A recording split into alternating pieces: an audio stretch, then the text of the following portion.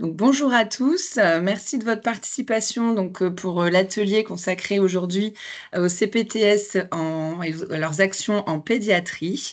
Merci, hein, à toutes les CPTS, participantes, hein, qui ont eu l'occasion là de se présenter lors du tour de table, précédent. Merci également et notamment à la CPTS BBH qui nous apportera son retour d'expérience lors de l'atelier.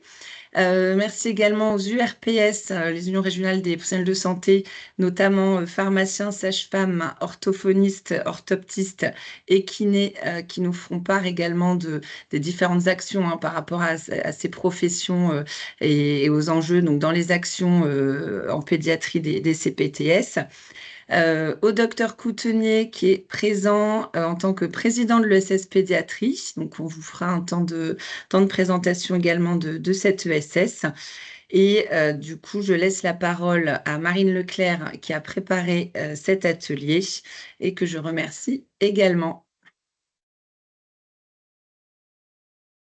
Bonjour à tous.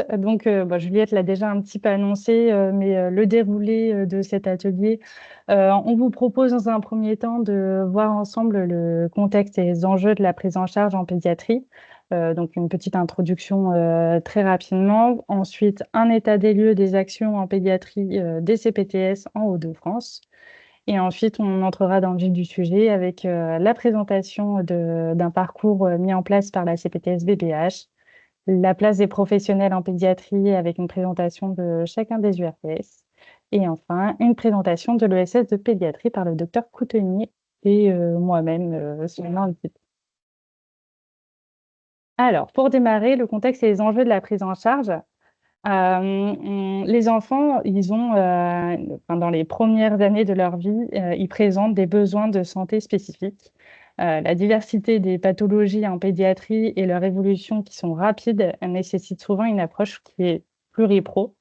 On a notamment un besoin de cette prise en charge pluripro parce qu'on va avoir une complexité des pathologies. Ça peut aller des maladies chroniques aux maladies respiratoires ou encore les troubles du comportement ou du développement. On va avoir des problématiques qui vont être psychosociales et environnementales. On parle notamment de l'intégration en milieu scolaire qui peut être une problématique en pédiatrie. Ensuite, on a la prise en compte de l'environnement familial et la prévention et l'éducation à la santé, forcément. Et c'est là où, en fait, les professionnels de santé vont notamment jouer un rôle de prévention. On va avoir des enjeux dans cette prise en charge pluripro.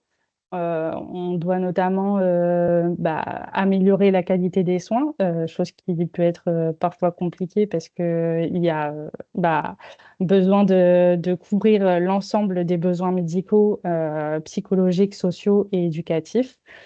On a besoin d'assurer une prise en charge globale. Ça nécessite une communication et une coordination entre les professionnels de santé pour ne pas voir un problème isolé et justement pouvoir communiquer entre vous sur la vision globale de l'état de santé de l'enfant. On a besoin du respect du rôle de chaque professionnel. Là, on verra pendant l'atelier avec la présentation des différentes URPS, comme dans chaque pathologie, chaque professionnel compte. On a la prise en compte de l'environnement, du contexte socio-culturel de l'enfant, la formation continue des professionnels parce que ça évolue extrêmement vite et qu'il faut sans cesse se tenir informé des évolutions. Et enfin, le gros nerf de la guerre, je pense, les ressources et l'accessibilité. Selon le territoire, tout le monde n'est pas égaux face à l'accès à la santé et aux ressources qui sont disponibles. La pédiatrie, c'est vraiment un défi qui va être adapté au CPTS pour garantir un soin homogène, éviter les ruptures de parcours, s'assurer que toutes les dimensions de la santé de l'enfant sont couvertes par les professionnels et pour l'enfant et pour sa famille. Donc, si on part sur un état des lieux des actions en pédiatrie, on a fait un petit recensement en fonction de ce qui était noté dans les projets de santé de chaque CPTS que nous avons accompagné. Si on fait un petit zoom, on a séparé en action de prévention, en action de parcours. Donc, on voit que la prévention en pédiatrie est vraiment une thématique qui est intégrée dans les CPTS. Alors, elles ne sont pas toutes présentes aujourd'hui. Alors, on part de l'écrit et au final, ce qui se passe vraiment sur le terrain évolue et bouge. Je pense notamment à la CPTS BBH qui finalement a créé un parcours en pédiatrie et finalement, ce parcours n'était initialement pas prévu dans le projet de santé. Mais en tout cas, on sait que la pédiatrie est vraiment un sujet dont les CPTS se sont investis. Donc là, on a repêché un peu des exemples d'actions faites par vous sur la région. On voit qu'il y a énormément de thématiques différentes qui sont abordées autour de la pédiatrie. Alors, on a le mal de dos, le sommeil, les écrans, le protoxyde d'azote pour les un peu plus âgés, l'accompagnement mère-enfant post-maternité, les problèmes liés au poids et les 1000 premiers jours. Donc, on voit que effectivement, comme ça a été dit auparavant, c'est extrêmement large. Il y a un panel d'actions possibles extrêmement complet. Vous pouvez aborder une petite partie d'une problématique, mais en tout cas, vous avez un large choix d'actions possibles en pédiatrie. Et du coup, je vais laisser la parole à Juliette Roland, qui va nous présenter le parcours, Oui. le parcours de la CPTS sur les vulnérabilités en pédiatrie pour les 2-6 ans. Alors, Juliette, vous me dites quand je passe les slides. Oui, si vous voulez bien, attendez, je Voilà. regarde. Par rapport à l'écran, si je vois bien. Ouais, ok, bah, c'est bon pour moi. Je vous écoute. Merci. Merci beaucoup. Bonjour à tous. Donc, je me suis présentée, je suis Juliette Vroland. Donc, je travaille depuis décembre exactement 2022, en fait, aux côtés du docteur Martel, qui est président de la CPTS BBH, pour effectivement la mise en œuvre en fait la mission 2 en fait des parcours exclusivement parce que par ailleurs je suis voilà je suis salariée. J'œuvre alors pas dans la pédiatrie mais plutôt dans la gériatrie. Donc je vous avoue, je me suis lancée dans l'aventure pédiatrie, mais c'est vrai que de manière on va dire neutre et novice. Mais quelle riche expérience et vous dire là à ce stade, voilà, on a bien avancé là depuis, ça va faire 2 ans en fait dans ce parcours. On a mis en place beaucoup d'actions que je vais vous présenter. Je suis arrivée en fait en décembre 2022. Les travaux avaient déjà commencé. Il y avait déjà des groupes de travail qui avaient démarré. Alors, vous présentez rapidement la CPTS BBH. Donc, en fait, l'association a été créée en fait en 2020. Donc, sur le secteur en fait Bourbourg, Bergue, Onscott. C'est une CPTS en fait de 38 communes pour un bassin de vie à peu près de 60 000 habitants. Donc là, vous avez les adresses mail en fait pour nous contacter.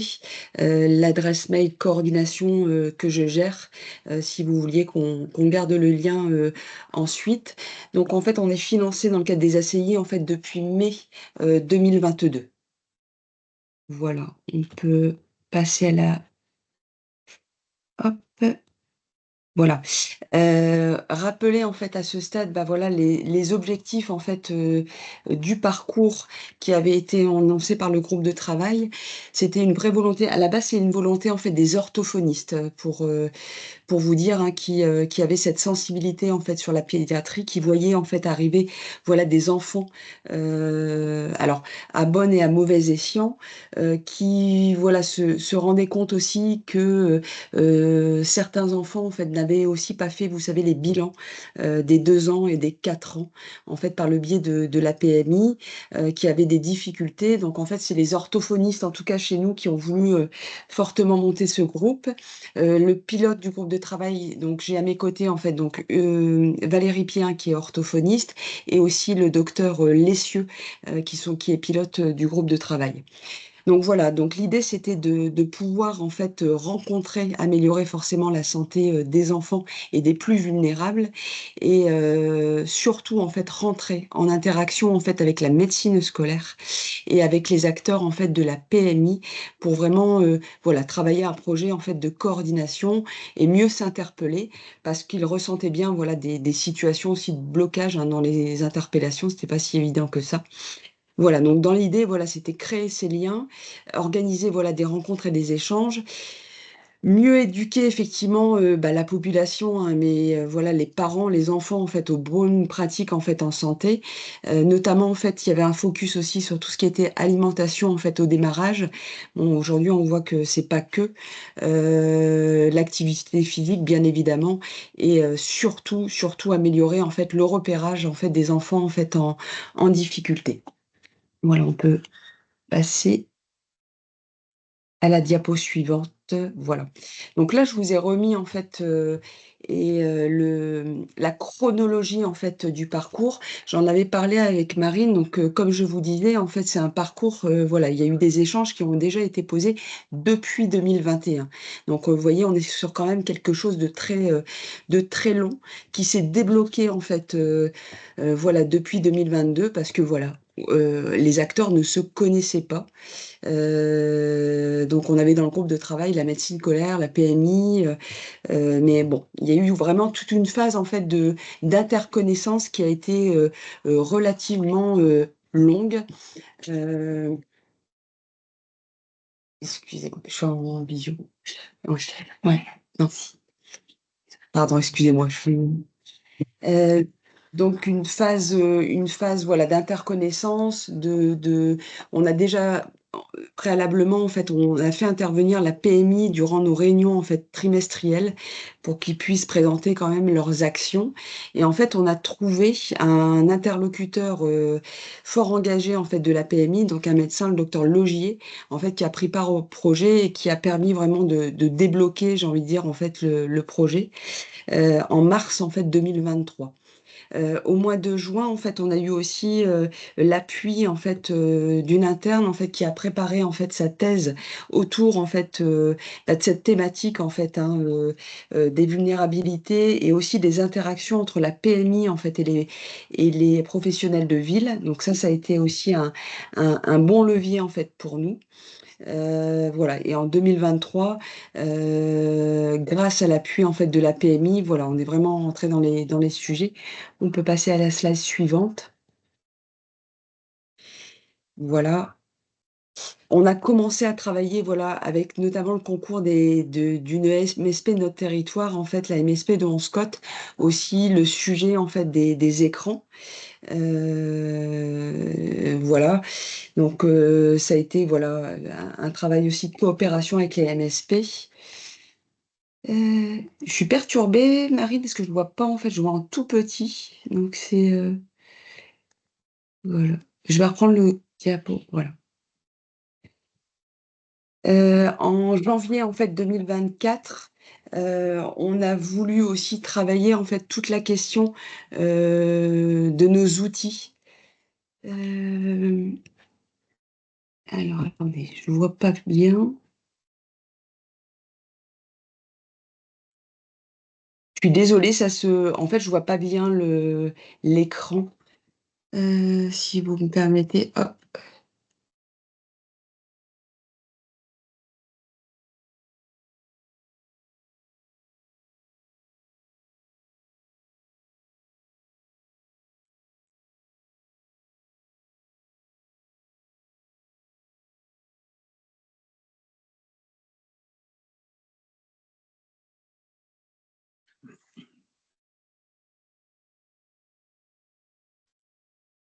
Est-ce que tout le monde voit le support?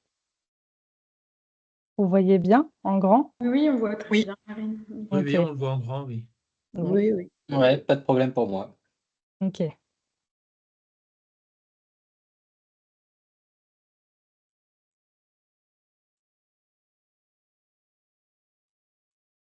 Ou peut-être lui renvoyer le support, si ça va plus vite. Et elle l'a, donc en principe, c'est OK. Je pense qu'elle est partie du coup le chercher, à mon avis. En attendant, est-ce qu'il y a des questions ou voilà des réactions par rapport à ce qui vient d'être présenté ou qu'on puisse déjà profiter d'un premier temps d'échange?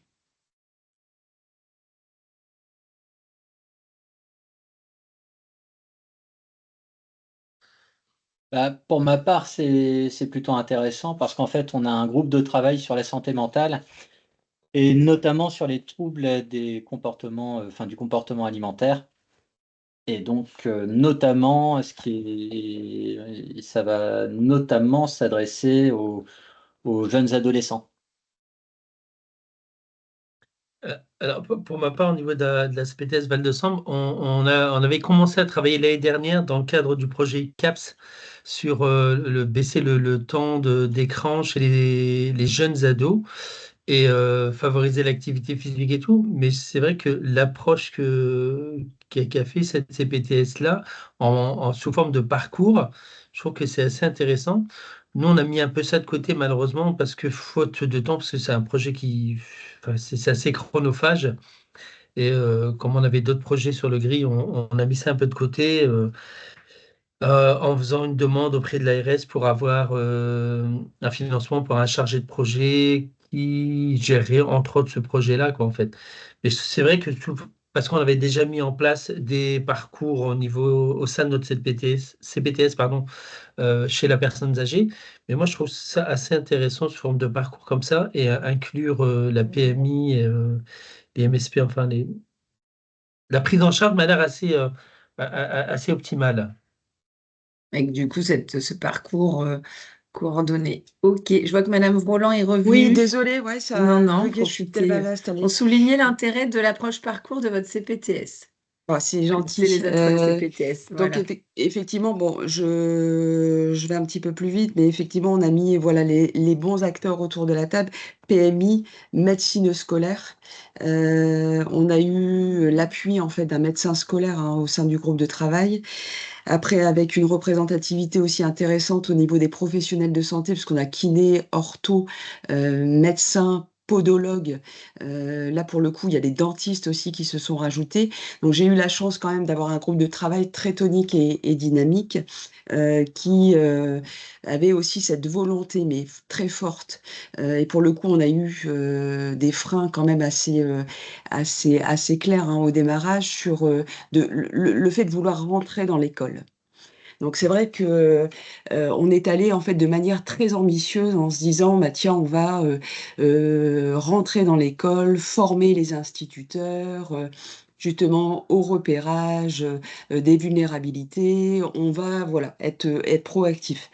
Sauf qu'en fait, je pense que, vous devez le savoir, mais on rentre pas dans l'école comme ça et on nous a fait comprendre, voilà, au démarrage du projet qu'il y avait quand même des choses à respecter. Donc en fait, si vous voulez, on a pris à tâche en fait, auprès des inspectrices en fait de nos circonscriptions.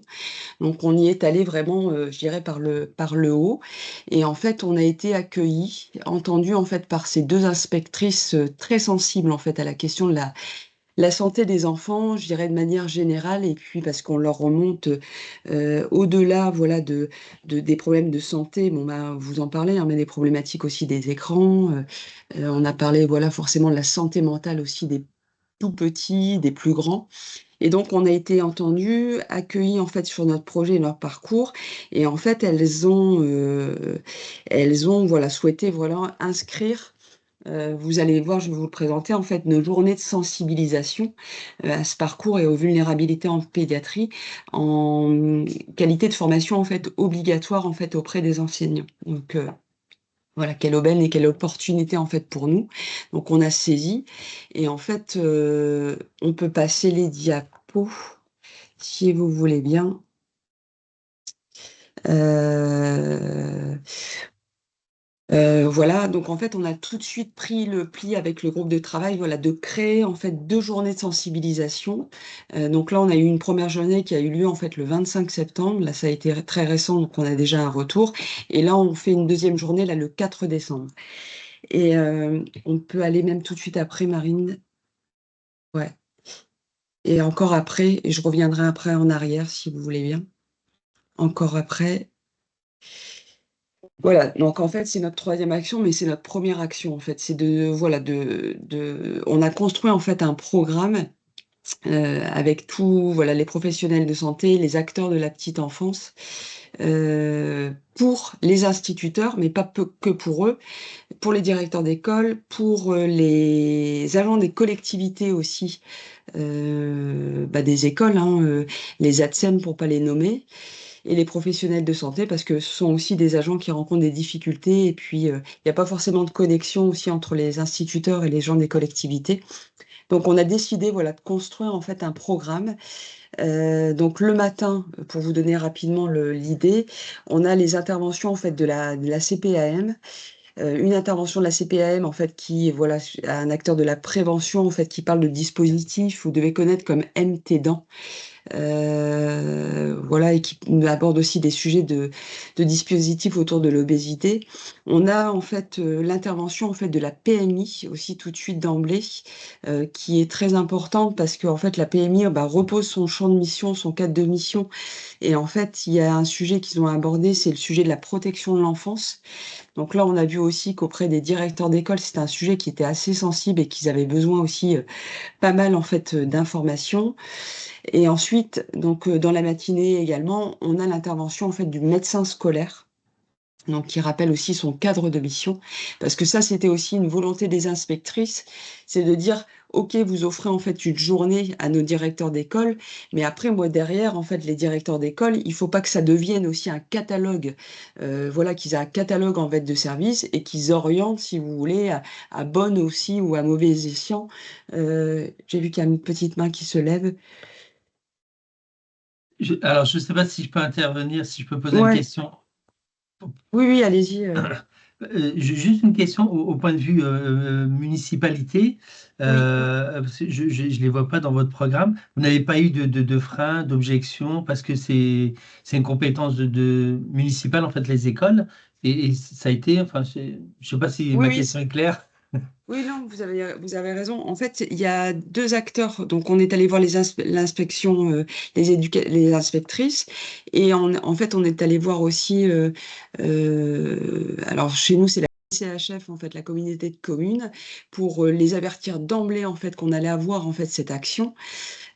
Santé. Ils nous ont également, en fait, merci de le préciser d'ailleurs, ils nous ont ouvert les portes et ils ont communiqué justement auprès des maires, des référents santé, en fait, vous savez, Voilà. des mairies, en fait, cette action. En disant: «Venez, voilà, vos agents ont besoin aussi d'être sensibilisés» et en fait, toutes les semaines, si vous voulez, communiquer avant, le 25 septembre, ils ont communiqué, en fait, sur notre action et donc on a eu, en fait, leur appui. Donc merci de le préciser, c'est vrai qu'on a eu 2 très beaux appuis, c'est, les mairies, hein, les référents, Ok, santé et l'éducation en fait, nationale. merci. Voilà. Donc et ils étaient présents. On a eu donc pour cette journée en fait plus de 100 inscrits donc et ils étaient fortement présents. On a eu des maires, hein, qui étaient là, donc très sensibles au sujet. Dans la matinée également, donc là, ça nous tenait à cœur aussi, on a fait des présentations, en fait, flash des professionnels de santé autour des vulnérabilités, en fait, en pédiatrie. Donc 10 minutes en fait. Le dentiste, voilà, présentait en fait ses actions, de santé auprès des jeunes enfants, les kinés également, les orthophonistes et en même temps, voilà, ça permettait de dire: «Moi, voilà, orthophoniste, quel est mon champ de mission? Psychomote, voilà qu'est-ce que je fais autour de la santé de l'enfant» et ça a été vraiment, très important parce que je pense que nos enseignants, voilà, ils connaissent, ortho, psycho. Mais psychomote, vous voyez, des choses un petit peu plus, voilà, pointues, connaissaient pas forcément. On a eu, voilà, des interventions vraiment très éclairantes, voilà, on a eu un dentiste, hein, qui a présenté justement l'importance aussi de l'hygiène bucco-dentaire, et de voilà, repérer le fameux syndrome du biberon. Donc on a découvert plein de choses, mais voilà, comme quoi c'était très important et ça avait du lien en fait avec le dispositif, notamment MTNAN de la CEPAM. Le midi, en fait, on a travaillé en atelier. On a voulu aussi des ateliers pluripro avec les enseignants sur des petites scénettes, vous savez, cliniques, en fait, des cas cliniques. Donc, on a fait quatre ateliers. Donc, ça aussi, c'était très éclairant parce que tout le monde, en fait, voilà, on posait un petit cas clinique d'enfant jeune et voilà, tout le monde, en fait, échangeait hein, librement sur sa vision, en tout cas, de la recherche de solutions. Voilà.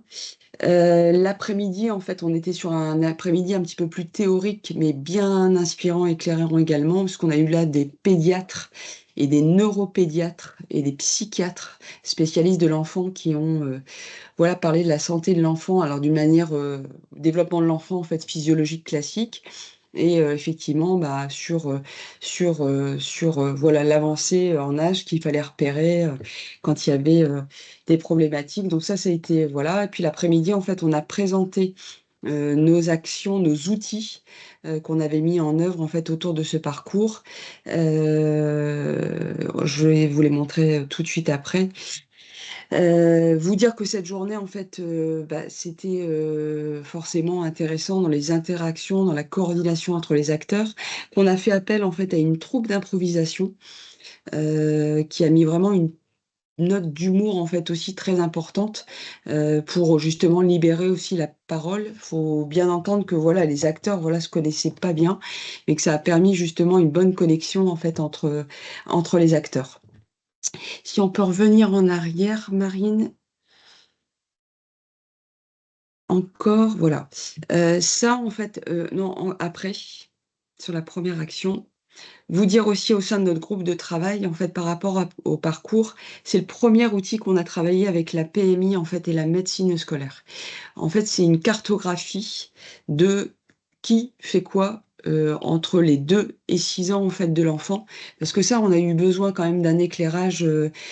C'était surtout les professionnels de santé qui en avaient besoin, qui réalisent en fait le bilan des 2 ans, des 4 ans, des 6 ans, qui peut le faire, pas le faire. Donc ça, c'est un outil, vous voyez, qu'on a travaillé en fait tous ensemble et on l'a imprimé sous forme en fait d'une carte postale qu'on a remis notamment durant les journées. Mais c'est vrai qu'on avait besoin voilà d'éclairage, ça nous a permis de dire qui est qui fait quoi. Les professionnels de santé ont été très honnêtes en disant mais un CMP ça fait quoi? Un CMPP en fait à quoi ça sert? Un CAMS, une PCO, etc. Et très honnêtement, c'est ça les professionnels de santé disent mais nous, c'est compliqué aussi, quoi. On ne sait pas qui interpeller. Il y a beaucoup de ressources et en fait, on est un petit peu perdu en fait dans ces appellations et voilà. Donc ça, c'est vrai que ça nous a permis en fait quand même de mieux nous connaître et d'avancer au-delà des journées. Ensuite, Marine, ouais, si on peut mettre l'action 2. Donc là aussi, on l'a travaillé en groupe de travail et ça a été, ça c'est un bel outil que vous allez pouvoir aussi voir sur notre site de la CPTS, qui est encore en cours de construction, mais qui va être en ligne après notre 2e journée. Donc on a créé en fait un outil parcours sur le site. Concrètement, en fait, c'est les professionnels de santé, les structures qui ont vous savez, poser des questions, en fait, autour de la santé de l'enfant, comme ce qu'on trouve, si vous voulez, sur Google, quand vous posez, en fait, une question. Je vous prends, un exemple, hein, mon enfant, bégaye, en fait et en fait, vous cliquez sur la question et vous avez, en fait, une réponse derrière qui est, je vais vous dire officielle, hein, qui fait partie, en fait, d'un site, en fait, officiel. Mon enfant a mal à la tête après le temps scolaire, qu'est-ce que je fais?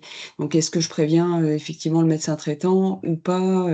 On a travaillé en fait comme ça par thématique, et ça va être en ligne en fait le 4 décembre.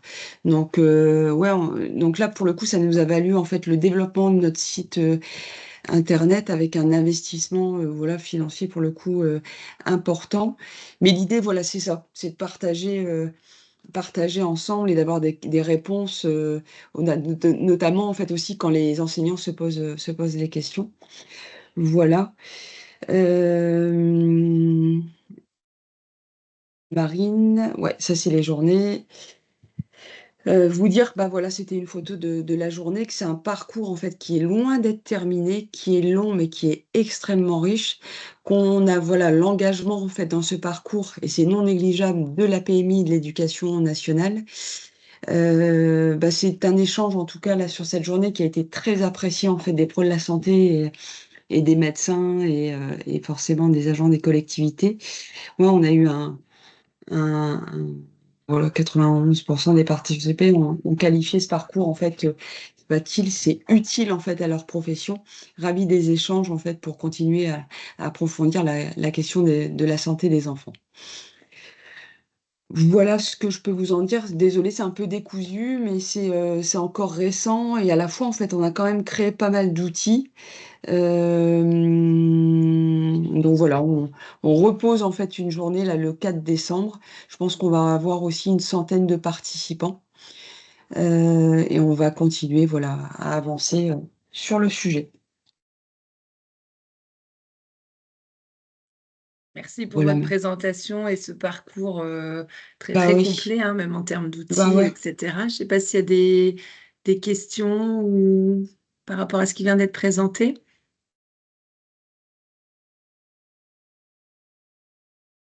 C'est que c'était clair.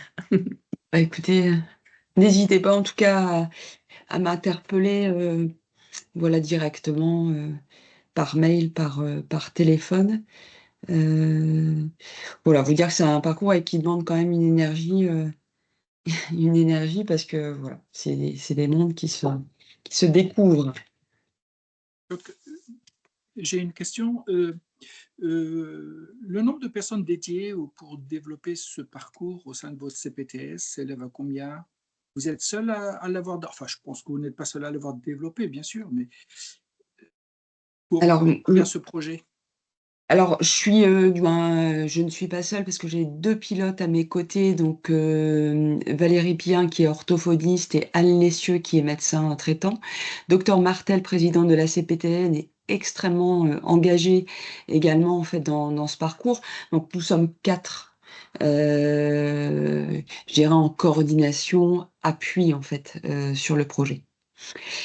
Comme je vous dis, monsieur, il y a aussi, voilà, on est un groupe de travail. Là, on a une réunion encore mardi soir. Nous sommes sur un groupe de travail. On est maintenant, on est une vingtaine.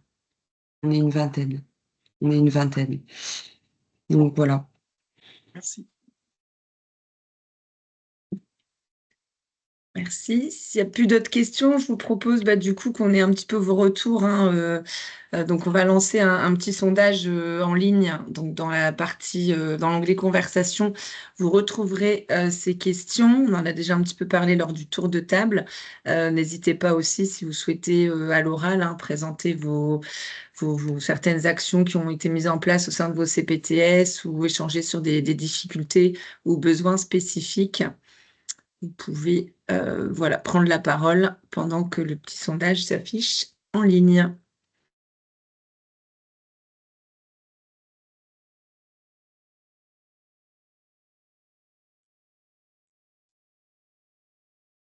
Monsieur Lacari, vous vouliez réagir ou c'était une ancienne main Non, levée? je n'arrive pas à retirer la main. J'avais levé la main pour poser la question. Voilà.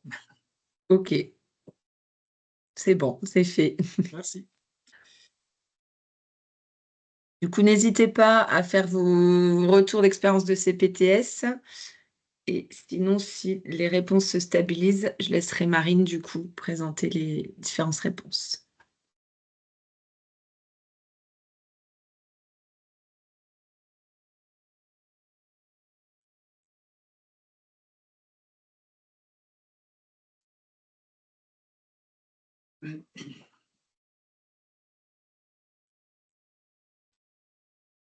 Et voilà. Alors, j'ai accès aux réponses, hein, donc on a en tout cas pour les CPTS présentes à cet atelier, alors vous êtes plus de 30% à avoir mis en place des actions en pédiatrie, non en cours 30% également et non 30%. Donc on espère voilà, que ces échanges vous éclaireront. En termes de difficultés rencontrées sur le terrain, je n'en vois pas. N'hésitez pas si vous souhaitez en apporter à l'oral. Hop. Et plus-value de CPTS, il n'y a pas de réponse dans l'onglet sondage, hein, mais je pense que le témoignage de la CPTS BBH était assez éclairant par rapport à ça, et avec la multitude justement d'acteurs et de professions justement impliquées dans les différentes thématiques au niveau pédiatrie. D'où la nécessité de cette coordination territoriale à l'échelle des CPTS et permettre aussi une visibilité de ce que font les différentes professions.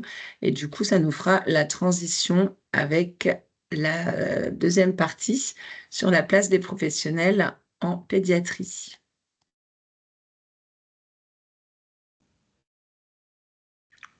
Du coup, on va laisser... Ouais, voilà. Oui, Je vais dire, on va laisser la parole. Ouais. Comme présenté, je suis Fanny Patinier, directrice de l'URPS pharmacien.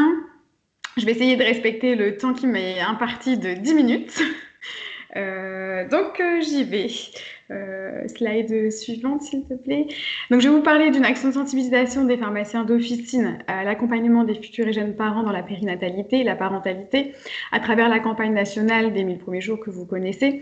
Donc, cette action, elle est soutenue par l'ARS, donc bien sûr financée aussi par elle. Et on a mené cette action en partenariat avec les porteurs du projet FAIT, que sont la Mutualité française et l'APA, et aussi en lien avec la faculté de pharmacie de Lille, et bien sûr dans le cadre donc des 1000 premiers jours.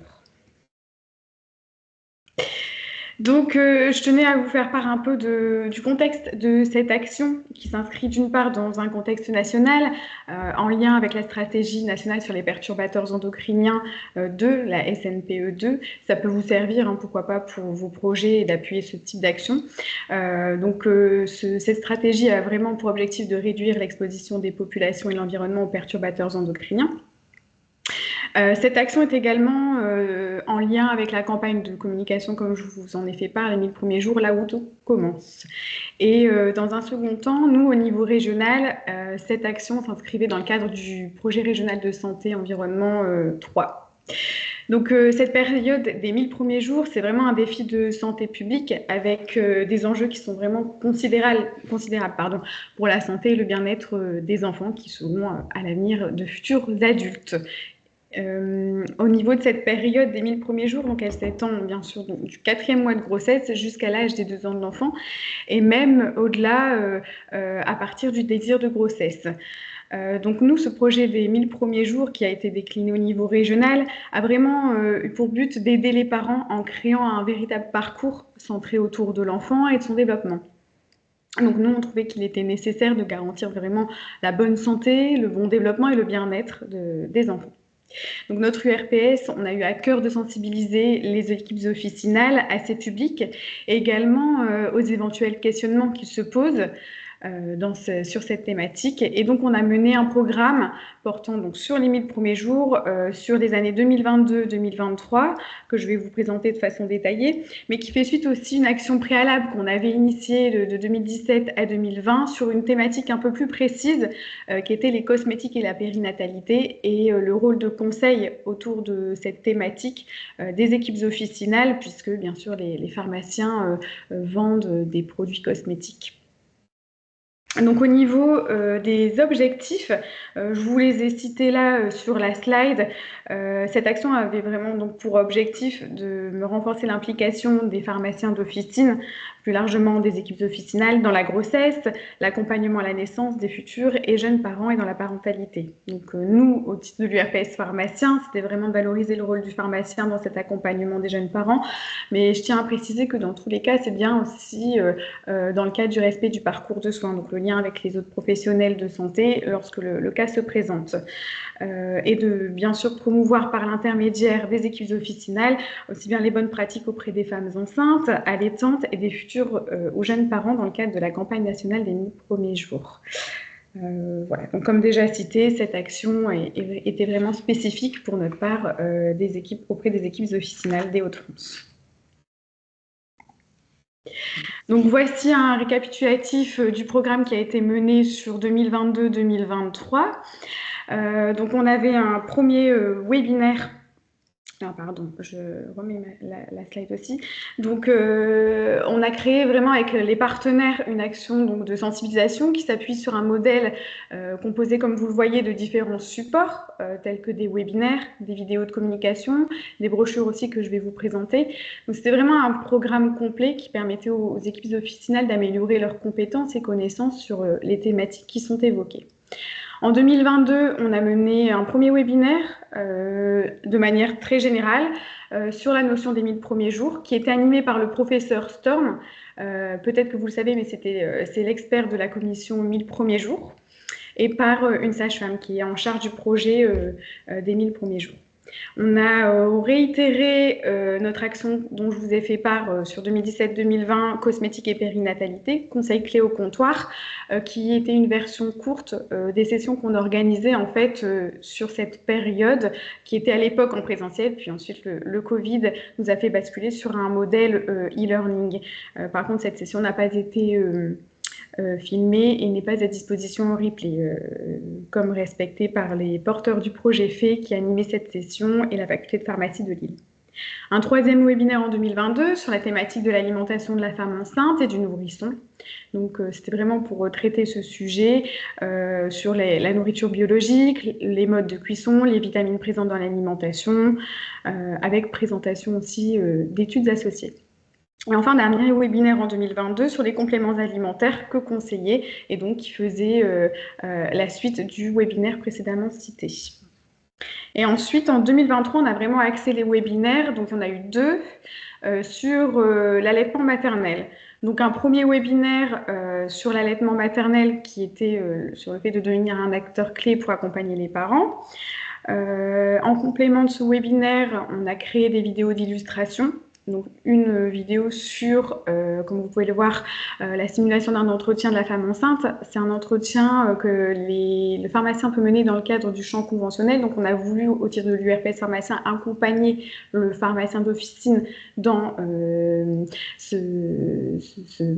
cette action déployée en lien avec l'assurance maladie. Et en complément, on a fait une captation vidéo de 2 témoignages sur une pharmacienne qui explique comment elle peut accompagner les patientes dans leur allaitement et le témoignage d'une patiente qui évoquait l'importance du rôle du pharmacien lorsqu'elle a rencontré une difficulté autour de l'allaitement. Et le second webinaire sur l'allaitement maternel, c'était comment aider les parents lorsqu'ils rencontrent des difficultés. En parallèle, comme je vous l'ai indiqué en entrée de cette intervention, on a créé 4 vidéos thématiques sur comment lire l'étiquette d'un produit cosmétique, quelques conseils. Donc ça, c'est aussi en lien avec la mutualité française dans le cadre du projet FAY. Une autre vidéo sur l'impact des perturbateurs endocriniens au cours de la périnatalité avec l'APA du projet FAY. Une vidéo sur le sommeil de l'enfant, donc celle-ci a été créée en 2023, et l'autre également sur le sommeil de la femme enceinte, avec les spécificités et des conseils. Une slide suivante. Donc voilà, je vous ai remis les images sur les vidéos qui ont été créées. Une slide suivante. Donc si vous souhaitez visionner une ou plusieurs vidéos, en tout cas, n'hésitez pas à nous contacter. Je vous ai remis l'adresse mail si besoin.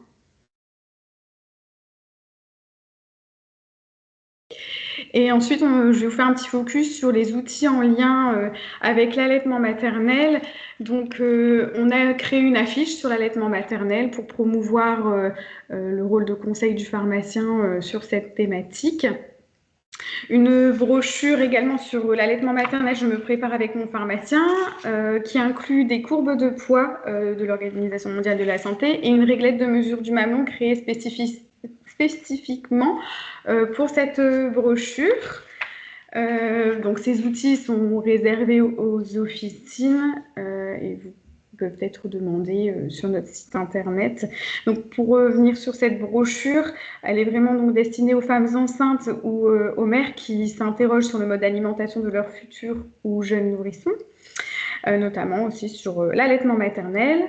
Et le pharmacien peut remettre cette brochure à toutes les mères et futures mères afin qu'elles aient toutes les informations nécessaires pour préparer au mieux l'arrivée de leur nourrisson et aussi obtenir des conseils pratiques pour le retour à domicile.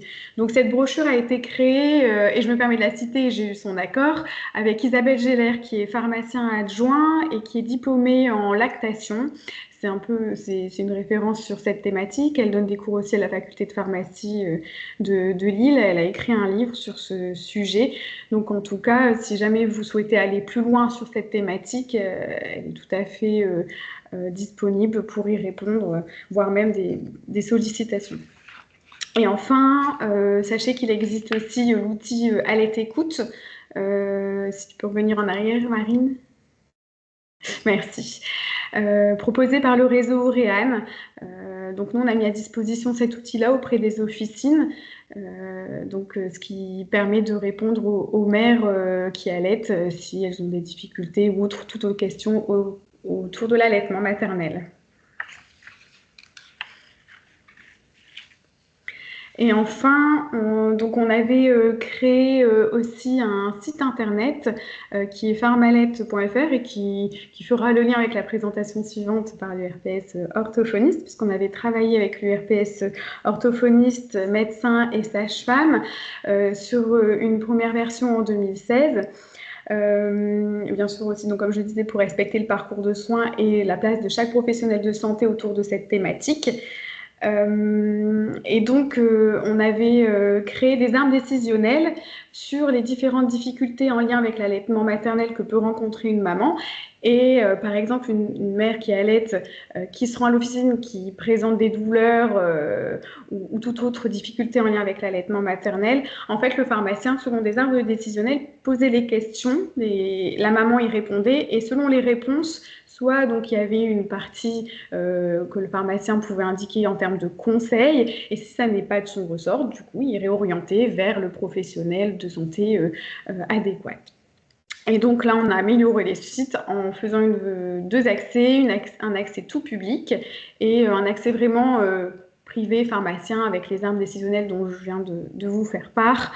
Et aussi, il y a le mode d'alimentation qui peut être évoqué pour les femmes enceintes qui se posent des questions autour du mode d'alimentation futur de leur bébé, de leur futur bébé. Et donc, en petite précision, là aussi, le contenu du site internet avait été fait pour la partie vraiment pharmacien, armes décisionnelles, en lien avec les URPS que j'ai cités, et avec aussi Isabelle Geller, dont je vous ai fait part précédemment.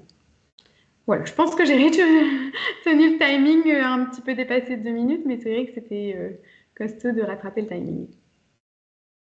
Donc, n'hésitez pas, si besoin, à nous contacter sur ce sujet. On sera très heureux de vous y répondre. Merci Fanny. Alors du coup, il y a une toute petite modification sur le planning. C'est l'URPS sage-femme qui va démarrer, qui va prendre la relève. Mais ça peut faire le lien aussi puisqu'elle avait participé. Exactement. Et du coup, je vais laisser la parole à l'URPS sage-femme. Donc, je vais prendre le relais. Donc, je suis Esther Moraviec et je vais représenter donc Karine de Créton, qui est aussi à l'URPS sage-femme normalement. Donc, pardonnez-moi, je ne suis pas sage-femme, mais je vais un peu parler de leur rôle aussi en lien avec la pédiatrie. Et s'il y a des questions, etc., il ne faudra pas hésiter à les mettre et on fera part de ces questions aux sages-femmes. Voilà. On peut passer à la prochaine diapo.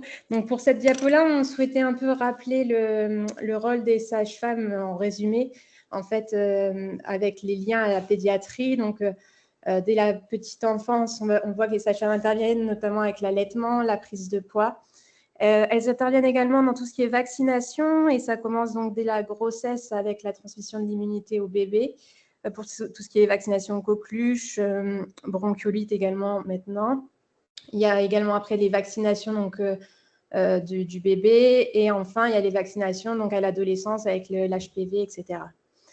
Donc, après, les sages-femmes interviennent aussi dans tout ce qui est gynécologie de prévention, dans tout ce qui est prévention des IST, de la contraception. Voilà, et elles interviennent également dans tout ce qui est vie sexuelle et affective. Après, au détour des consultations, on va dire, elles peuvent aussi parler de différents sujets, et ce qui fait qu'on voit également l'ouverture de leur champ de compétences aussi à tout ce qui est santé mentale. Et c'est vrai que souvent les consultations sont le lieu aussi de confidence parfois par rapport aux violences, donc c'est aussi des compétences qu'elles développent. Et enfin, on a également tout ce qui est santé environnementale, puisqu'elles interviennent aussi parfois au domicile des parents. Ça peut être aussi pour parler dans tout ce qui est conseil aussi du petit enfant et dans les troubles du neurodéveloppement. Voilà très rapidement, on va dire, un résumé de leur champ de compétences en lien avec la pédiatrie. Voilà, on peut passer à la prochaine. Donc pour cette diapo-là, on souhaitait un peu mettre le lien, faire le lien, entre la place des sages-femmes dans la CPTS avec leurs compétences et les actions en pédiatrie. Puisque c'est vrai qu'au niveau de la CPTS Grand Douai, on a pas mal d'actions qui concernent la pédiatrie. On a vu tout à l'heure la fiche du sommeil de l'enfant aussi. Et donc là, plus spécifiquement pour les sages-femmes, au niveau de la CPTS, elles peuvent intervenir dans tout ce qui est soins non programmés. Donc, par exemple, si au niveau du centre d'appel, il y a des appels qui tombent autour des questions d'allaitement, de prise de poids ou pour des questions de vaccination, le relais peut être fait aux sages-femmes. Et ensuite, elles interviennent aussi dans tout ce qui est action de prévention, et notamment autour de la thématique de la vie sexuelle et affective, qui est particulièrement aussi demandée dans les centres sociaux, et ce qui fait que ça permet de parfois partir de la profession de sage-femme pour après élargir le sujet et pouvoir poser un peu toutes les questions que les jeunes ont en fait sur cette thématique. Donc nous aussi sur Douai, on a un réseau aussi violence intrafamiliale dans lequel les sages-femmes sont présentes pour être au fait de ce qui se passe dans le Douaisis, on va dire, en matière de violence, être informées sur les différents dispositifs et voilà, pouvoir faire les relais nécessaires.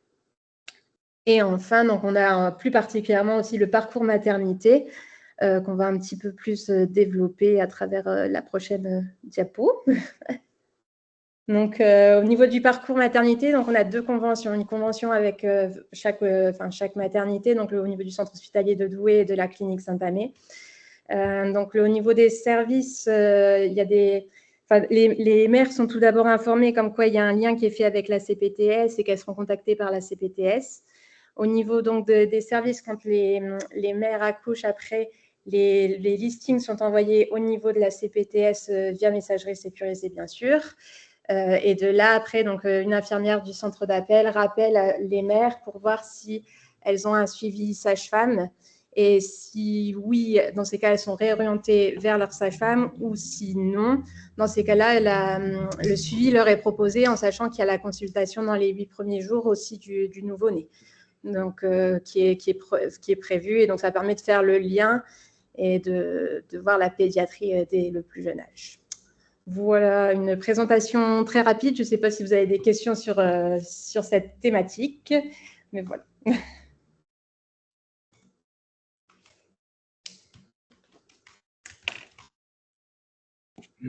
Pour ma part, le parcours maternité m'intéresse parce qu'en fait, on a un groupe de travail sage-femme qui travaille sur le parcours de la femme enceinte. Donc ça peut être très intéressant pour nous. Ouais, n'hésitez pas à nous recontacter derrière. Je peux mettre l'adresse mail aussi. Ouais, s'il vous plaît. Je le mets dans la conversation, comme ça vous l'avez. Est-ce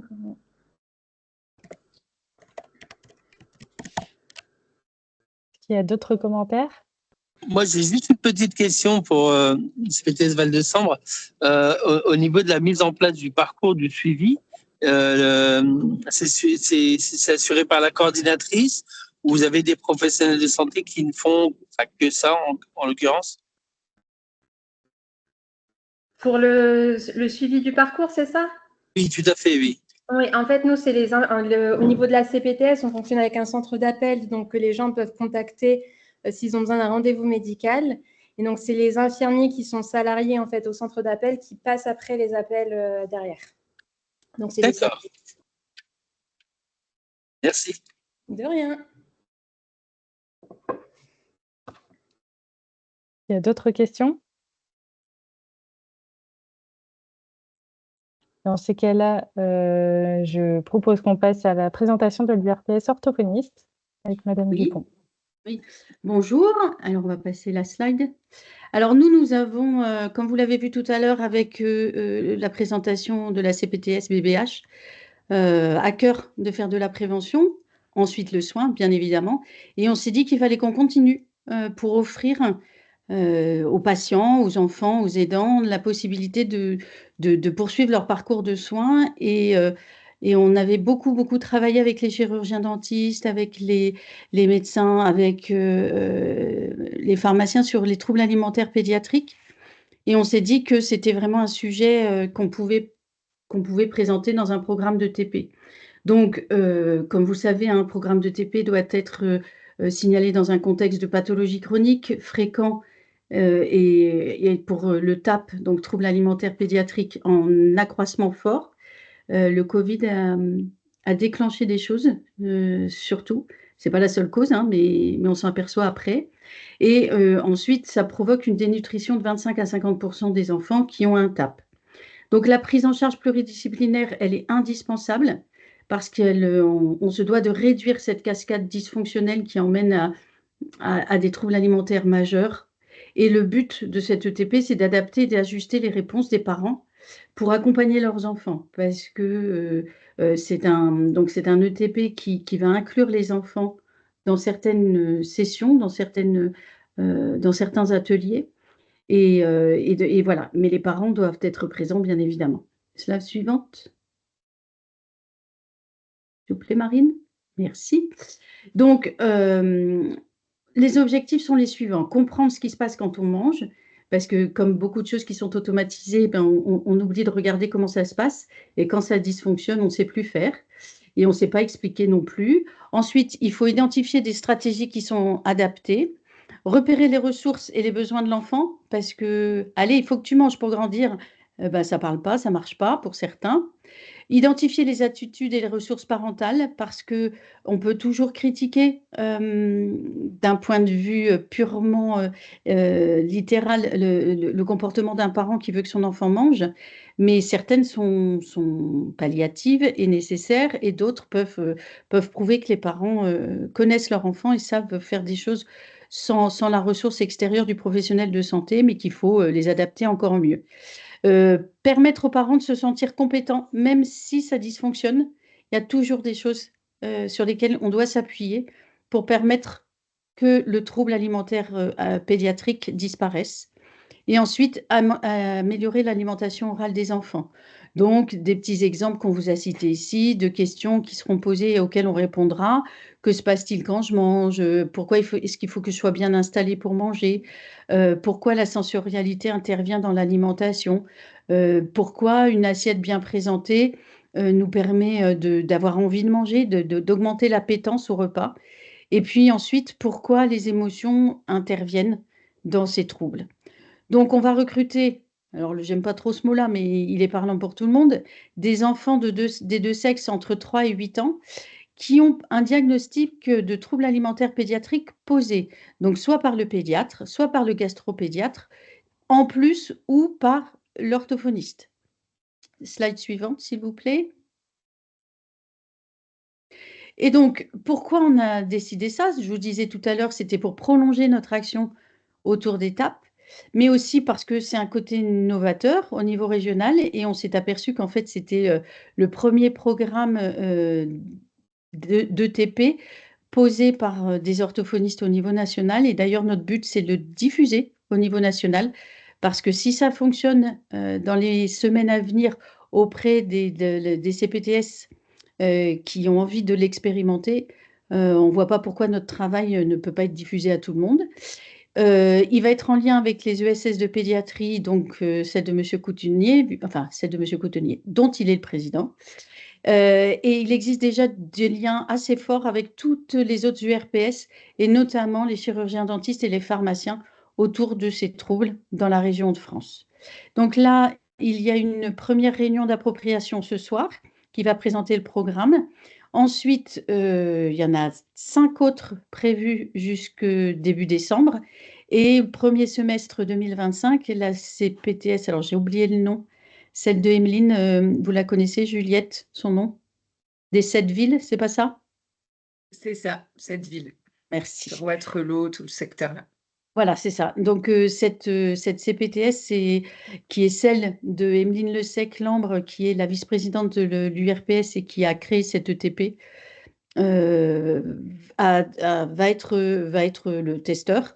Mais on a déjà plus de 90 inscrits à la première session de sensibilisation ce soir. Alors, et pas seulement des orthophonistes. Donc, c'est ce qui me ravit, parce qu'il y a vraiment toutes les professions et toutes les URPS représentées. Et je trouve ça vraiment chouette parce que tous ensemble, on va en faire un bel outil, je pense. Pour Voilà, je plus pense que c'est d'infos, je vous ai bien. mis les contacts du coup Oui. dans l'onglet conversation. D'accord. Je pense que c'était la dernière diapo, hein. Oui. Voilà. Donc, on a un financement ARS sur un CEPOM et puis un financement ETP qui va poursuivre.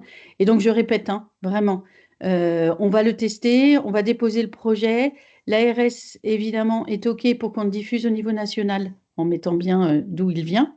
Mais voilà. Et vraiment, notre but, c'est que ce travail qui aura duré un petit peu plus d'1 an, alors rapide pour un ETP, mais long pour nous qui avions envie de le mettre en place, ne soit pas refait s'il convient, bien sûr. Question.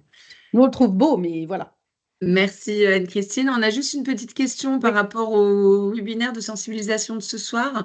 Oui. Comment il a été communiqué, à qui il est Alors, destiné et est-ce qu'il est encore possible de participer pour les CPTS qui seraient intéressés? Oui, alors je ne sais pas. Le mode de diffusion, ça a été par Marine, donc qui a dû envoyer à tous ses contacts CPTS, il me semble. À mon avis, ça a été envoyé peut-être aux professionnels de santé ou c'est pas forcément dédié au CPTS, hein, Ah ce non, webinaire, non, non, c'est pour non, les libéraux. en fait, c'est pour ceux qui travaillent en exercice coordonné pour pouvoir mettre Ouais. en place un ETP.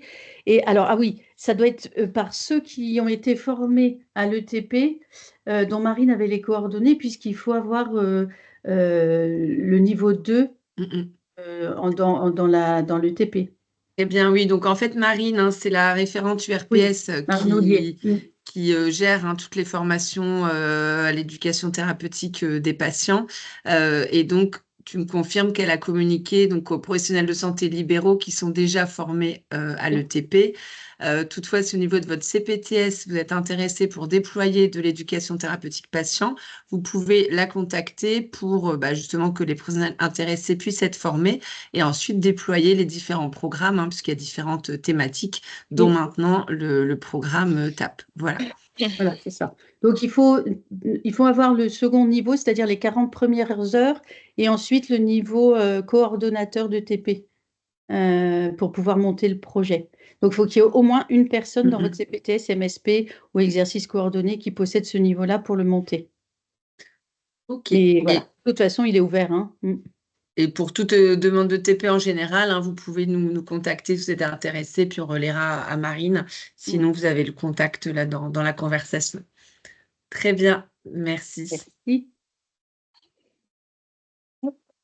Alors, je vous propose qu'on passe maintenant à la présentation des orthoptistes qui s'excusent, qui ne peuvent pas être là. Donc, je vais me charger de passer le message. Ça va être rapide, mais ça leur tenait à cœur de repréciser quelques points. Alors, on part sur du global. Donc, l'œil, c'est une fonction sensorielle avec la rétine qui capte l'information. Il y a une partie motrice avec les muscles qui permettent, en se contractant et en se relâchant, d'emmener le globe dans la direction du regard souhaité. Donc, le développement des deux permet d'avoir une vision efficace dans la vie quotidienne et les apprentissages. Alors, en fait, ce qu'il souhaitait dire surtout, c'est que l'œil évolue de la naissance jusqu'aux 5 ans à peu près. Au départ, ça commence par une vision en noir et blanc. Ensuite, il y a le rouge et le vert qui arrivent entre les 4 et 6 mois. Ensuite, il y a les couleurs un peu plus vives qui arrivent à 8 mois. Et ensuite, il y a une maturation des cônes qui se fait à 6 ans et qui permet une vision des couleurs un peu plus pastel. Et en fait, il souhaite inciter sur l'importance de contrôler la vue pendant les périodes clés du développement visuel. En fonction des résultats au test, ils peuvent proposer des suivis adaptés. Il expliquait par exemple que en fonction d'un, je suis désolée, un œil qui se développe moins bien qu'un autre a toutes les chances de récupérer avant les 5 ans dans la majorité des cas s'il y a des séances d'orthopsie qui sont faites. Donc ça évite un handicap visuel de l'enfant s'il y avait un accident dans la vie et que l'enfant perdait justement le bon œil, donc celui où il voit bien. Hop, je vais passer aussi. Donc, on sait qu'un enfant sur 7 a des problèmes visuels. Donc, à l'horizon 2050, ils prédisent que 50% de la population mondiale sera myope. Donc, pour cela, les orthoptistes se mobilisent et il y a des dépistages qui sont organisés, donc des dépistages sur l'amblyopie sans ordonnance. Donc, l'amblyopie, c'est quand on voit moins bien d'un œil, si j'ai bien compris. Donc, ce dépistage se fait entre les 9 et les 15 mois. Vous avez un deuxième dépistage qui est fait sans ordonnance entre 2 ans et demi et 5 ans. Un bilan orthoptique à la rentrée au CP, donc aux 6 ans de l'enfant. Et au-delà, il y a un bilan orthoptique systématique qui est fait s'il y a des signes fonctionnels. C'est recommandé dans le cadre des troubles des apprentissages, les troubles du spectre optique et des troubles posturaux. Donc là, on voit vraiment la pluriprofessionnalité qu'il y a sur ces thématiques-là. Et l'orthoptiste a tout à fait sa place pour la santé justement de l'enfant. Donc, l'orthopsie dans les apprentissages, avoir 10 dixièmes à chaque œil ne suffit pas pour avoir une bonne vision. 90% de l'apprentissage de l'enfant est directement lié à ce qu'il voit. L'œil transfère l'information, mais c'est le cerveau qui interprète et donc qui voit. Il faut que la motricité soit conjuguée. Marine, pouvez-nous changer la slide, s'il vous plaît? Ah oui. Merci. Excusez-moi. Après, je lis.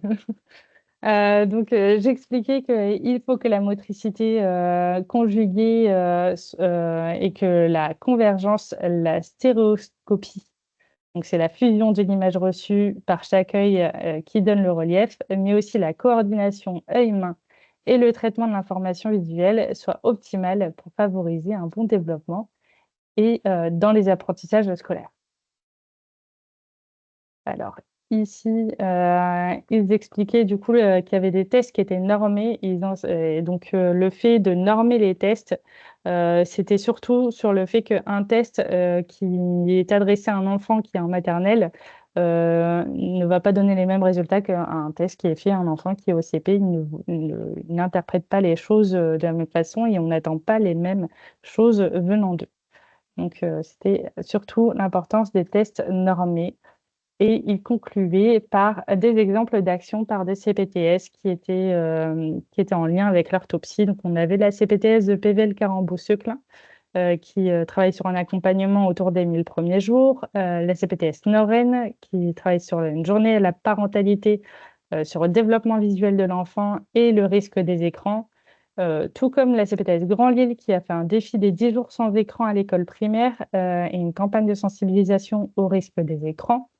La CPTS Cœur de Flandre qui travaille sur les addictions aux écrans. On voit beaucoup le mot écran. Et enfin, la CPTS des campagnes de l'Artois qui travaille sur la prévention des troubles du neurodéveloppement. Voilà. Alors, je suis désolée, je ne pourrai pas répondre aux questions, mais s'il y en a, vous pouvez sans problème contacter l'URPS orthoptiste ou directement la présidente Paolina Supio qui pourra en échanger avec vous et vous proposer d'éventuelles actions, outils, conseils pour toute éventuelle idée d'action. Voilà. Et du coup, je vais laisser la place à l'URPS Kiné, qui est notre dernière URPS. Il nous reste 6 minutes avant qu'il soit 14 h. Si on peut aller rapidement pour avoir un peu de temps pour présenter le SS de pédiatrie, ça serait parfait. Et du coup, je laisse la parole. Bonjour à tous, j'ai Ouais. déjà vu tout le monde. Bonjour, slide suivante, c'est le tremplin marine. Voilà, donc d'abord félicitations à tout le monde, tous vos projets sont très intéressants et passionnants. Et je pense que cela fait partie de l'exercice coordonné, c'est une très bonne chose. En kiné, en pédiatrie, on peut être présent dans plein de domaines, l'orthopédie, la traumato, la neurologie, qu'elle soit centrale ou périphérique, et bien sûr en kiné respiratoire, là, ce dont je vais vous parler aujourd'hui, puisque malheureusement, des recommandations de la HAS ont fait qu'il y a eu beaucoup moins de prescriptions. Or, le kiné ne peut intervenir sans prescription médicale, donc il faut savoir il faut que les médecins sachent ce que l'on peut faire pour pouvoir prescrire de la kiné. Et je pense que dans les CPTS, c'est intéressant qu'il y ait cet exercice coordonné. Je veux bien la slide suivante qui va aller vite. Voilà. Exercice coordonné, les métiers de la rééducation, c'est ce qu'on vient de voir. Et comme je n'ai pas beaucoup de temps, je vais passer à la slide suivante.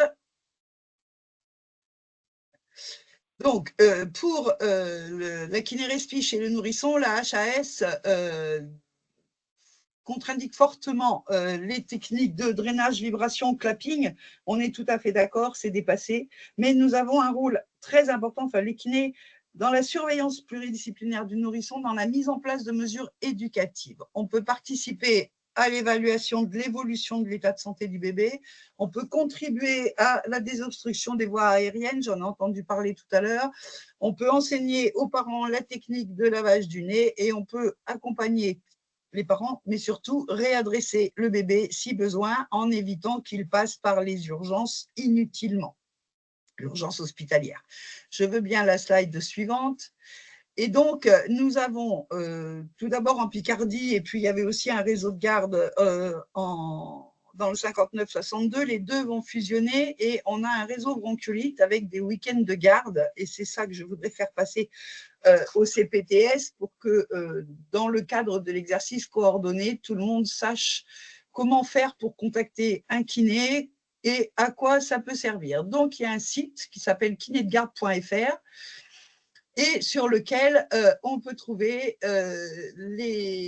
un numéro de téléphone ou un lien pour avoir accès au kiné de garde. Le numéro de téléphone est le même pour les 5 départements des Hauts-de-France. Je veux bien la slide suivante.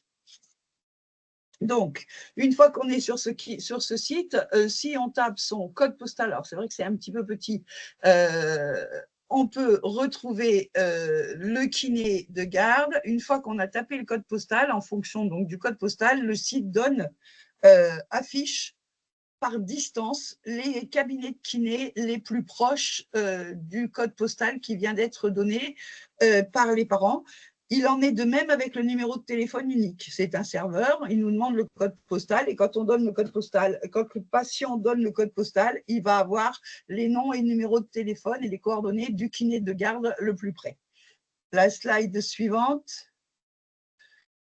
Voilà. Si on est kiné, donc si on est kiné, on peut s'inscrire pour faire partie du réseau de garde, on a les coordonnées pour… voilà. Donc, si dans vos CPTS, vous voulez en informer les kinés adhérents ou non de votre CPTS, de l'existence de ce réseau bronchiolite, je pense que ça fait partie des avantages de l'exercice coordonné, des liens à faire. Je suis bien sûr complètement à disposition pour répondre à des questions précise si besoin. Et par ailleurs, pour les médecins des CPTS qui le veulent, il y a possibilité de télécharger cette affiche qui est à votre droite sur l'écran, là, garde respiratoire du nourrisson, pour l'afficher dans la salle d'attente. Ça permet que les patients aient notion et connaissance de cette existence du réseau bronchiolite, qui, bien sûr, les gardes, c'est que samedi après-midi, dimanche, c'est pas la nuit en semaine, hein, on est kiné, nous, on n'est pas urgentiste ou cardiologue.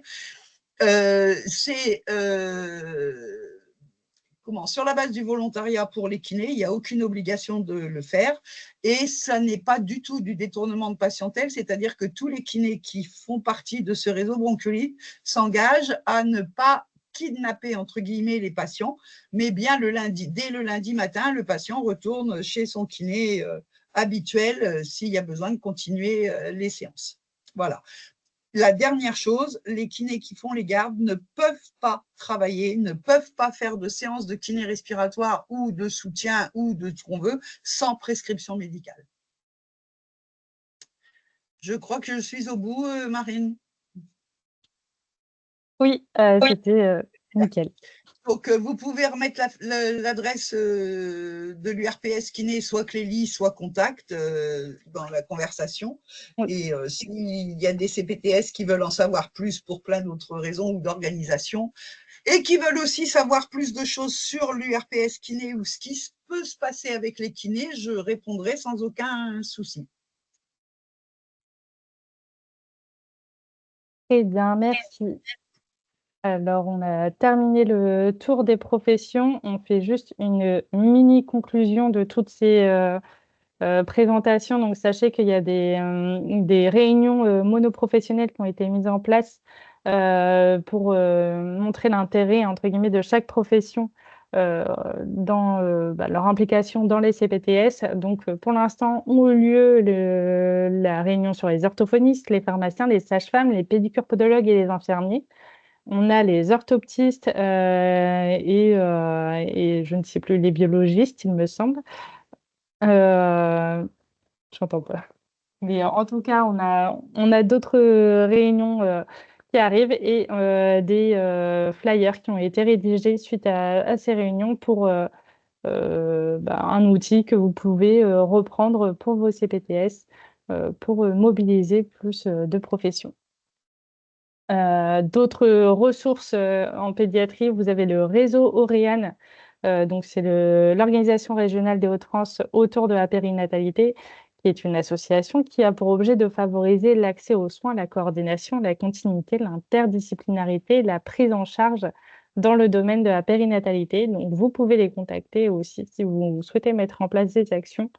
Autres ressources, les PCO, plateformes de coordination et d'orientation, on en a parlé un petit peu pendant cette réunion.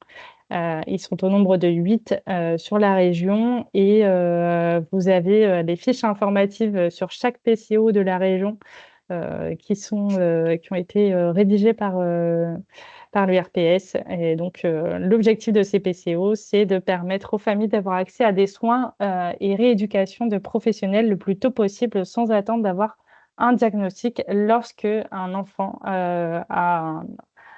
présente un écart inhabituel de développement par rapport à un autre enfant du même âge. Voilà. Et j'espère que Frédéric Coutenier est toujours parmi nous. Je suis désolée pour le timing, mais c'est à toi. Il n'y a pas de souci, Marie. Je suis encore là. Je vais écouter avec attention ce qui s'est dit. Je suis ravi de me rendre compte que la pédiatrie est un enjeu pour plein de professionnels. En tant que pédiatre, c'est toujours très intéressant. On a toujours mis l'impression que on est un peu la 5e roue du carrosse. Donc, c'est chouette de voir toutes ces initiatives. Je vais essayer de faire vite et concis. L'idée de l'ESS de pédiatrie, c'est que, alors, je ne sais pas si vous êtes familiarisé avec ce qu'est une équipe de soins spécialisés, qui a un cadre assez technique précis.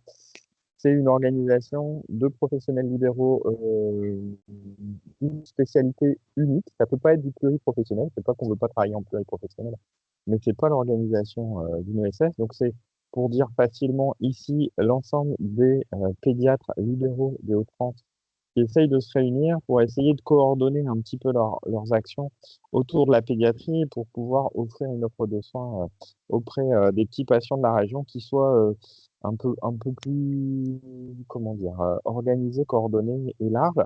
C'est une réflexion qui a pris à peu près 2 ans. On va passer le détail de comment ça s'est passé. Comme toujours, les nouveautés, ça prend pas mal de temps. Il y a des écueils, j'entendais tout à l'heure, quand on rencontre la PMI, quand on rencontre la médecine scolaire. Tout ça est un peu compliqué parce que un peu administratif, mais bon, avec des bonnes volontés, on en trouve toujours un petit peu, donc on s'en sort, on finit par avancer.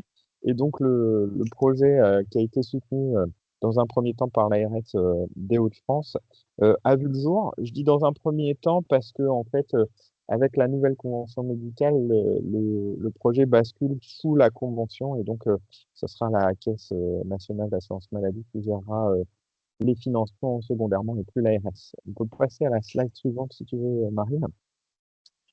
Donc, les objectifs, pour être précis, en fait, c'était d'améliorer la visibilité de la spécialité pédiatrique en faisant une cartographie régionale parce qu'on est parti du constat que la plupart des gens ne savaient pas forcément qu'on existait, où on existait et qu'est-ce qu'on pouvait faire et qu'est-ce qu'on pouvait rendre comme service. Donc, c'était dans la même idée que de voir où étaient les pédiatres, c'était de pouvoir faciliter l'accession aux soins de pédiatrie, ce qui nous semble être nécessaire, même si on ne revendique pas évidemment de voir l'intégralité des enfants, étant donné qu'on est à peu près 150 sur l'ensemble des Hauts-de-France, on n'a pas cette prétention-là, mais qu'on puisse venir à disposition et aider les gens qui ont besoin de nous et éventuellement faire monter en compétence si ils en ressentent le besoin par des échanges respectifs, ça nous semblait une bonne idée. Donc c'est pour ça aussi qu'on a voulu développer un recours à la télémédecine pour la pédiatrie pour que parfois dans certains territoires, vous voyez qu'il y avait par exemple les CPTS de l'Aisne. L'Aisne, il y a 3 pédiatres dans l'ensemble du département. On peut imaginer qu'ils sont un peu sous l'eau et donc on n'a pas forcément accès à beaucoup de surspécialités de gastropèdes, d'hématopèdes, je ne sais quoi d'autre. Et en hospitalier, ils sont parfois aussi débordés. Donc nous, on peut apporter cette possibilité. Donc c'était de favoriser en fait les coordinations entre les différents territoires et les différentes ressources du territoire en essayant en même temps de pouvoir cartographier au-delà de l'activité des pédiatres l'ensemble des équipes qui peuvent prendre en charge de l'enfant, que ce soit les CAMS, les IME, les TCO, les centres hospitaliers, etc. L'idée étant de centraliser sur cette plateforme la majorité des ressources compétentes en pédiatrie. Donc, il y a une porte d'entrée unique qui est la plateforme de l'ESS. Pour l'instant, et là aussi, c'est pas du sectarisme, hein, c'est juste parce que pour éviter de se faire déborder d'emblée, cette accessibilité, elle n'est possible qu'aux médecins de la région via leur numéro RPPS, donc soit via leur carte CPS directement physique, soit ICPS, et puis quand ça marche pas, avec un petit contact avec l'ESS sur l'adresse mail, et puis on voit comment on peut vous libérer des droits d'accès. Mais voilà, pour l'instant, ça reste centré sur les docteurs, voilà, pour pas être débordé. On espère pouvoir ouvrir à d'autres professionnels. En tout cas, ça sera pas un site grand public parce que c'est pas l'objectif. Donc, parce qu'il y a nos coordonnées pour nous joindre facilement, pour nous joindre éventuellement personnellement pour ceux qui ont bien voulu le faire, etc. Et donc, ça ne me paraît pas tout à fait pertinent que l'ensemble de la région ait nos coordonnées, en tout cas pas le grand public. Voilà, j'essaie de faire un peu synthétique et rapide. Je sais pas si tu as une autre dia derrière, Marie. Oui, j'ai une présentation très Oula. rapide du fonctionnement de la plateforme, mais pour donner une idée. Alors, désolé, c'est un replay de replay. Mais globalement, voilà comment se présente le site. Donc, vous avez le Pro Santé Connect qui vous permet d'accéder à la cartographie du site. Donc, on va se rendre dans la cartographie. Alors, on a pris un exemple avec toi, Frédéric, mais on a modifié tes coordonnées. Sinon, tout le monde Mais a mes en gros, coordonnées, c'est pas très voilà. grave. De toute façon, j'ai pas grand-chose à faire moi en ce moment, donc Et allez-y vous gaiement. voyez, ici, vous arrivez sur la fiche du docteur Coutenier. On voit qu'il est gastropédiatre et vous avez son numéro de téléphone, son numéro de portable, son adresse mail sécurisée, son adresse mail publique. Et alors ici, ce n'était pas complété, mais les jours de consultation au cabinet. Et également, s'il fait de la téléexpertise, un lien vers les outils de téléexpertise et de télémédecine pour ensuite effectuer une téléconsultation, une téléexpertise directement à partir du site. Alors ça, c'est une des fonctions bah, de la plateforme de l'ESS de pédiatrie. Alors c'est un exemple très très rapide qu'on a fait très rapidement hier. Donc c'est peut-être un peu pas ultra complet, mais en tout cas, ce sera la même chose après pour les PCO, les camps, les CMP. Il y aura du coup chacun sa fiche et un renvoi vers leur site internet et vers bah, les ressources autour du patient. Et juste pour terminer, du coup, je ne sais pas si tu veux en parler, Frédéric, mais du coup, c'est les liens éventuels qui peuvent être faits avec, entre l'ESS et les CPTS. Oui, en fait, l'enjeu, c'est c'est qu'on puisse venir en appui quand c'est possible, quand il y en a besoin. Je me rends bien compte qu'il y a plein de gens qui sont déjà organisés et qui attendent pas après nous, que je peux comprendre tout à fait. Des fois, simplement aussi parce que dans les CPTS, il n'y a pas toujours de pédiatre, donc il faut s'organiser autrement et c'est très bien comme ça, mais on essaye d'être à disposition. L'idée, c'est vraiment d'essayer d'être le plus facilitateur possible, de sortir de tous les conflits de c'est moi, c'est vous, c'est qui fait quoi, comment, pour essayer d'être au plus près des enfants et des parents et de voir comment on peut améliorer les choses parce qu'on est quand même une région qui est malheureusement toujours un petit peu dans les hauts de classement sur les précarités, sur les disparités de soins, sur tout ça. Et je pense que on ne peut pas multiplier les gens. Dans notre belle région, il n'y a pas beaucoup de gens qui s'installent, mais en plus, on ne peut pas les multiplier. Donc, mieux on sera coordonné et mieux on aura un discours commun, plus ça sera facile pour tout le monde. Donc, n'hésitez pas à nous joindre. Marine est notre coordinatrice, donc c'est aussi plus facile pour elle de présenter. Mais on essaye de se mettre à disposition. On a pour l'instant un bureau, vous parliez de force vive tout à l'heure, on est 8 à essayer de coordonner tout ça. Il y a 25 pédiatres à peu près qui nous suivent sur les 150 pour l'instant et on essaye de faire monter tout ça en capacité. La plateforme sera disponible à la production, on l'espère, donc disponible aux différents docteurs à partir de début décembre ou au plus tard le 12 janvier 2025. Mais voilà, tout ça est en train de se mettre en place. Donc on espère pouvoir vous accompagner au plus vite et au mieux. Super. Merci Frédéric. De rien. Et du coup, je vais laisser Juliette conclure cet atelier. Eh ben, merci à tous, en tout cas, de votre participation et de vos présentations. On a vu effectivement qu'il y avait pas mal de choses à faire et d'actions mises en place en pédiatrie. Donc, l'ensemble des intervenants reste à votre disposition. Et quant au CPTS, on se retrouve donc le mois prochain, tous les premiers jeudis du mois. Donc, le 5 décembre, ce sera consacré à l'accompagnement des professionnels de santé, donc qui est également une mission importante des CPTS. Donc, on se retrouve pour en parler le mois prochain. Merci.